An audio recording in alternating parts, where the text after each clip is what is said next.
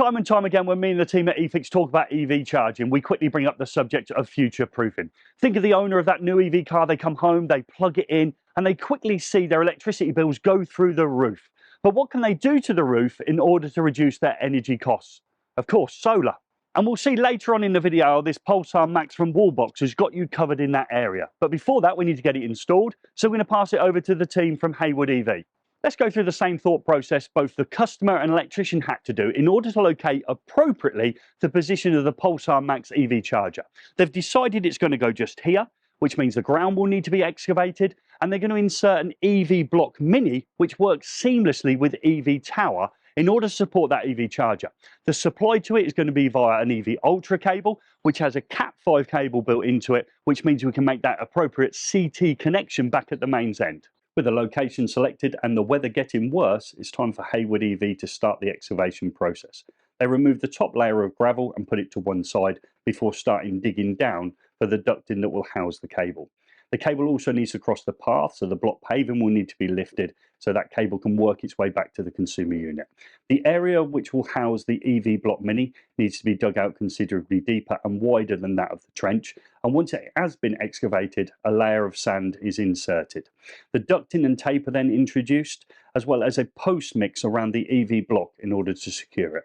Just a couple of hours into the install, but I think it's perfectly demonstrated here when you specialise in something as Haywood EV has. You've got the right blokes on the job, you've got the right equipment, and we're nearly at the stage now where we can install that EV Ultra cable and make those final connections to the EV charging point itself. Next up, it's time for Haywood EV to get the big drill bit out as a drill from within the installation to outside. Then the EV Ultra cable is unwound and poked back into that hole. The cable needs dressing down the wall and finding its way back to the ducting, where it will be attached to the draw-through tape that's already within the ducting.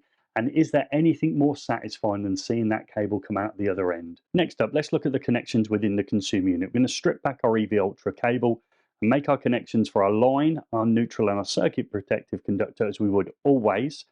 Please note in this part of the consumer unit, the RCCB is an A-type. The next thing to be installed is the power meter, and to do this, the bus bar needs to be shortened.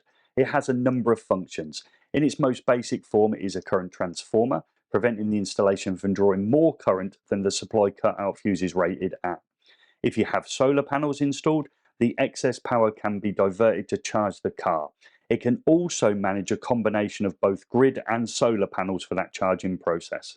The connections for the power meter are as per the Wallbox instructions, with the brown and blue providing a 12-volt supply to the power meter from the Pulsar Max EV charger, and the orange and white and orange, the current being drawn from the property via the CT clamp.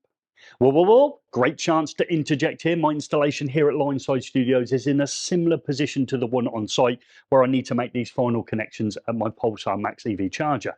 However, like me, you would have noticed the rogue MCB within the plastic consumer unit. And when the customer turns around and says they don't want it upgrading, what do? I'd love those thoughts and comments below. Now, you may have also noticed the cable went past the meter box area.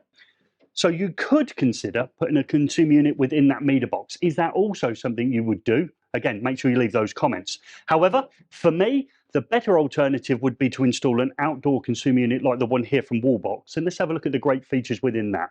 Nice little units these are, and something I haven't seen before, an MCB, which is also an SPD in one unit. I've got an A-type RCD, as well as the single phase clamp power meter and the connections we've just discussed.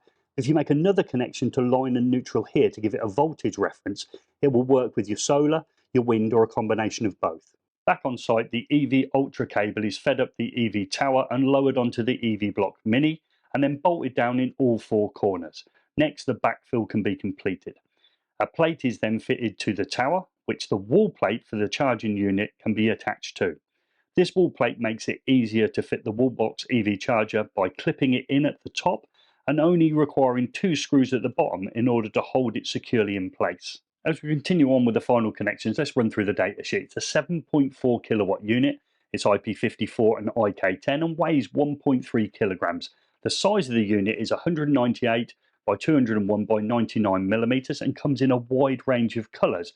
And the cable you can see down the right hand side that goes out to the EV car is 7 meters in length. Inside of the EV charger is a current selecting dial, and if we were to select position number 1, the EV charger would have a maximum of 6 amps, but we're going to select position number 7, which gives it the full 32 amps.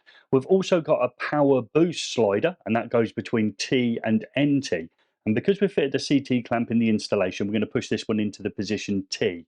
We've also got a power sharing, but we've only got one EV charger. That changes the position that this slider would be in depending on the number of chargers you have. But as we've only got one EV charger, we're going to put this into the position NT.